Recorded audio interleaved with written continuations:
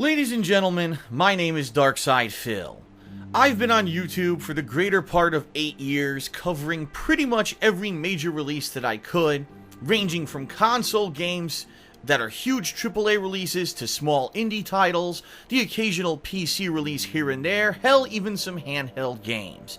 And in all the time that I've made videos, over 50,000 videos for YouTube. Today, unfortunately, is the very first day that I have to tell you I have played the worst game I have ever played in my life.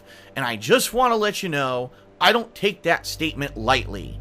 I really pride myself on giving you honest feedback, commentary, and reviews regarding the games that I play on YouTube, because I like to think that my videos are a service to people who are going to watch them, see if they like the game that I'm playing, and then go out and buy it for themselves, or subsequently skip the game if it's something that's not their cup of tea. Today we're going to be talking about Homefront: The Revolution, a game that was stuck in development hell for 5 years, a game that was supposed to be the sequel to a 2011 release for a game studio that no longer exists. Let's get started. Way back in 2011, a little game called Homefront was released. Now, admittedly, this game was not even a blip on many people's radar. I had the chance to actually check it out and found it surprisingly different from your standard first-person shooter, at least when it came to a few aspects of the story. The story featured a what-if scenario. What if America had been purchasing technology from North Korea for years? What if America had become completely dependent upon technology from North Korea, including not just electronics, but also military grades, such as helicopters, tanks, and weapons? And what if North Korea and the United States had a falling out, and there was a back door into all of that technology, which would completely lower all of America's defenses, leading to an invasion of the West Coast by North Korean military forces? What a premise! And what a weird way to start a first-person shooter. I remember watching the intro cutscenes of this game and gasping at some of the really gruesome things that happened, and it really just ended up being pretty unique. Now, overall, the gameplay of the game wasn't anything to really write home about. It was kind of just run and gun fare, comparable to Call of Duty, but at least the story gave this game a unique identity. And so, at that time, publisher THQ decided that they wanted to make a sequel. Unfortunately, THQ ended up declaring bankruptcy and subsequently going out of business, selling off all of its game franchises to the highest bidder. Homefront ended up being bought by Crytek, the same company that made Crysis, and then subsequently fell to a game developer named Deep Silver, who then contracted a new game studio to actually make this newer installment called Homefront: The Revolution. So it's been 5 long years that we've been waiting for this game to come out, and everyone's been wondering, what is it going to be? Is it going to be similar? Is it going to be different? We kept hearing rumblings from the game studio and from Deep Silver that the game got delayed twice. First originally supposed to be released in 2015, then being pushed to early 2016, and then finally being delayed until today, May 17th, 2016, and finally we were able to get our hands on it. The wait was not worth it. This game is one of the most uninspired, tired, repetitive, boring, unfun, buggy... I could keep going on and on with the adjectives all day long. First of all, before I even start, I want to let you know I played the game on PlayStation 4, and I've actually heard that the people who reviewed this game all got PC codes for it, and apparently the game doesn't have as many graphical issues as it does on the PlayStation 4. I'm just reviewing the copy that I purchased for a full $60 retail price. I just want to make that clear up front. This is a full-fledged release that costs the price of a full game. From the get-go, you can tell that this game is insanely poorly optimized. A low frame rate even in the opening cutscenes, choppiness. And you have to ask yourself, did anyone actually test this game on consoles and say that it was passable? Because even a basic game tester who's playing this game and running through the city and trying to do action sequences could tell you a sub 20 frames per second game is not going to fly in 2016, especially with such awesome recent releases like Uncharted 4 and Doom, both running at a full 60 frames per second with insanely detailed 1080p visuals, How on earth you think you could sell a game like this on the same exact console as those high-performing games and let it fly? I have no fucking clue. It's an atrocity, a ripoff, and the only thing I can tell you is that the game developers were lazy as fucking shit. But it's not just the frame rate that's the problem with Homefront: The Revolution. Just walking into the very first area of the game, you can immediately see the laziness of this game dev team. I immediately noticed two identical NPCs standing right the fuck next to each other. You couldn't even put them at opposite ends of the first area? No, let's put them right next to each other as if to laugh at the purchaser of this game and say, fuck you, we've got your money, bitch, we don't care that we didn't put any attention into the fucking development. And you'll actually notice over the course of the game that most of the NPCs of those who are in the Revolution, the rebel faction fighting against the North Korean invaders, are almost all the same characters repeated over and over and over. It's a joke, it's disgusting, it's incredibly lazy that they couldn't even be bothered to make more than a dozen characters for this game. What the fuck?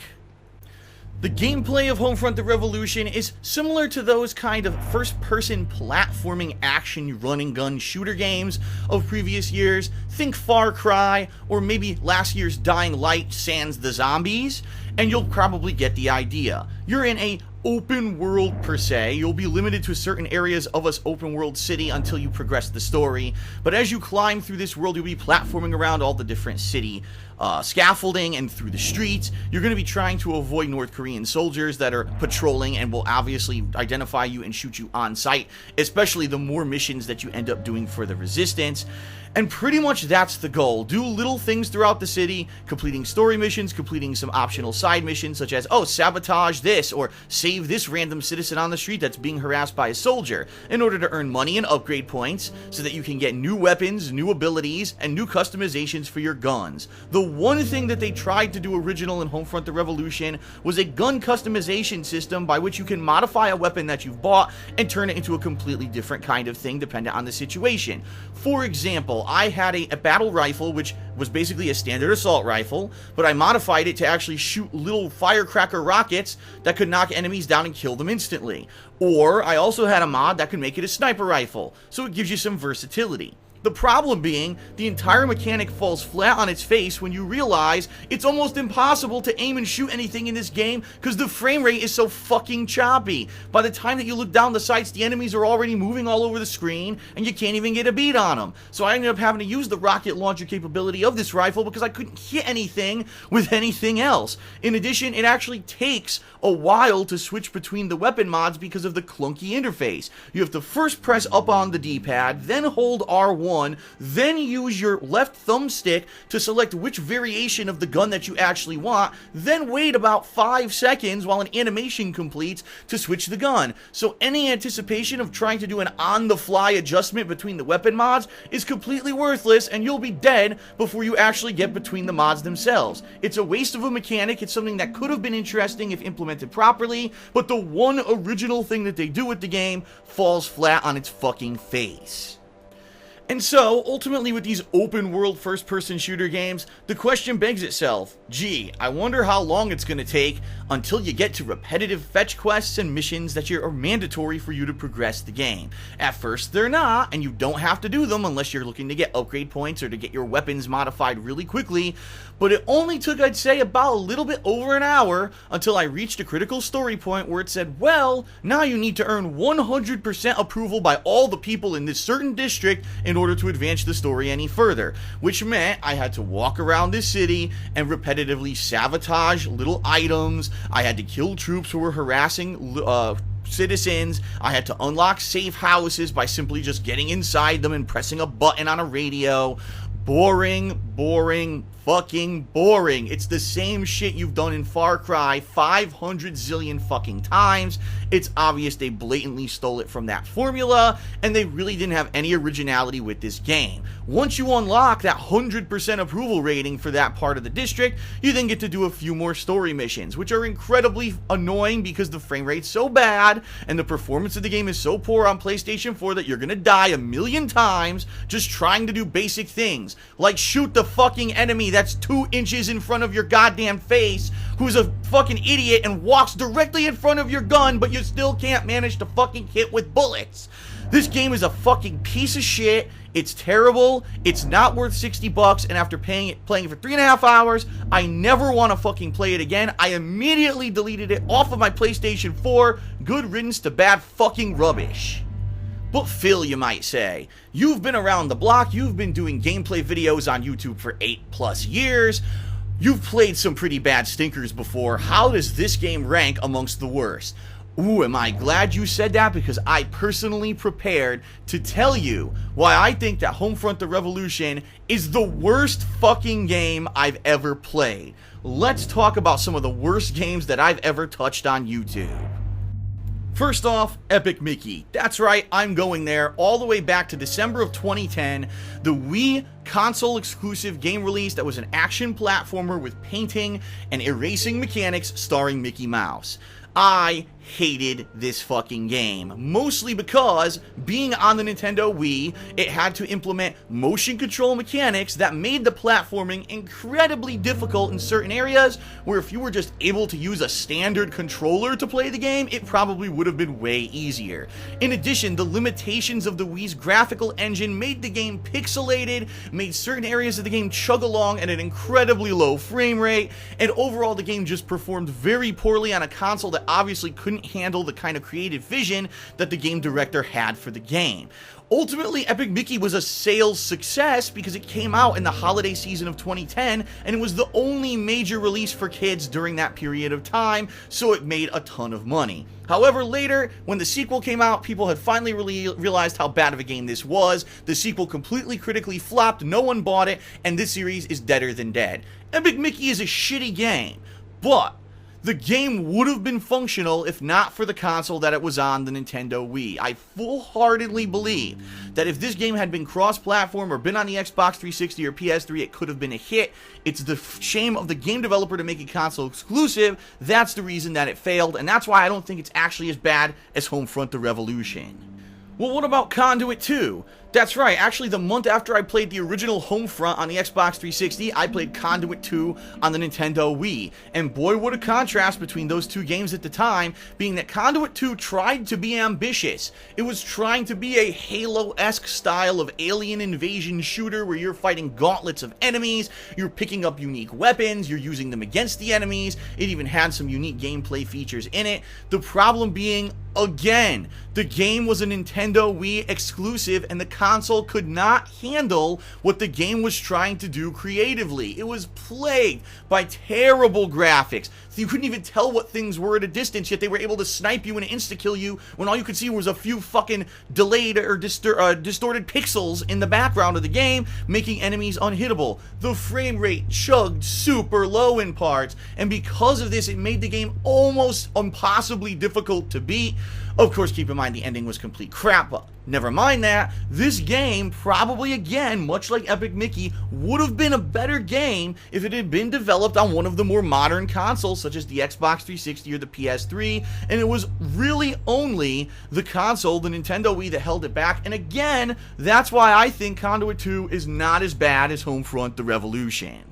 Last but certainly not the best out of this stinky countdown would be Tony Hawk Pro Skater 5, which just released last fall of 2015. This game was a disgrace. A game developer that blatantly didn't care about what they were actually putting into their game and just wanted to capitalize on the license they had to the Tony Hawk franchise before they lost it at the end of the year. Tony Hawk Pro Skater 5 did everything possibly fucking wrong that they could do with a skating game. The gameplay literally degraded to that of a Tony Hawk game from the 1990s, having no story, no campaign, no actual selectable characters from the get-go that you would want to fucking play with or have any kind of difference between them. It was basically, no matter who you picked, you just going through very boring generic trials, doing things such as grabbing fucking ice cream cones or hitting fucking beach balls out of a stupid pool. You know, that's the things I think of when I think of Tony Hawk, right?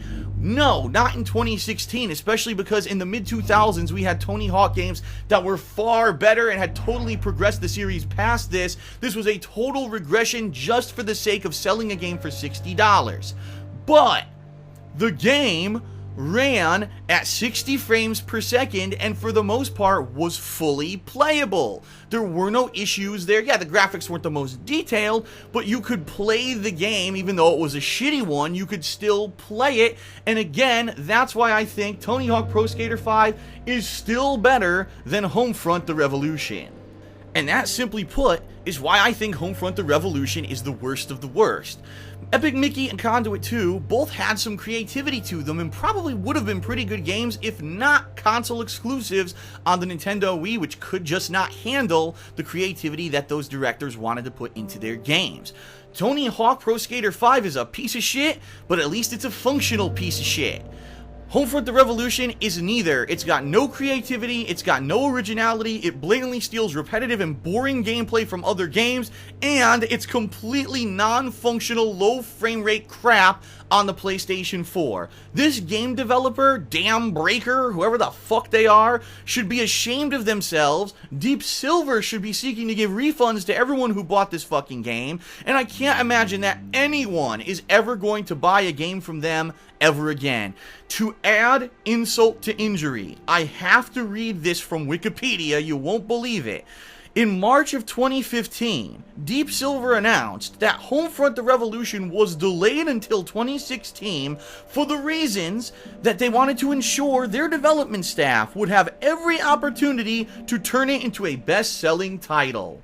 What the fuck did Dam Breaker Studios do for a fucking year? Because they certainly didn't optimize the game, they certainly didn't add any kind of gameplay that's fun. They probably sat there with their thumbs up their motherfucking asses and spinning, saying, I can't wait for the money to pay off all the hard work that we didn't put into this fucking garbage game. This is the worst game I've ever played. Stay the fuck away from me. Well, that's it, everyone. I certainly hope that you liked the video, and if you did, I'd ask that you please consider giving it a like here on YouTube.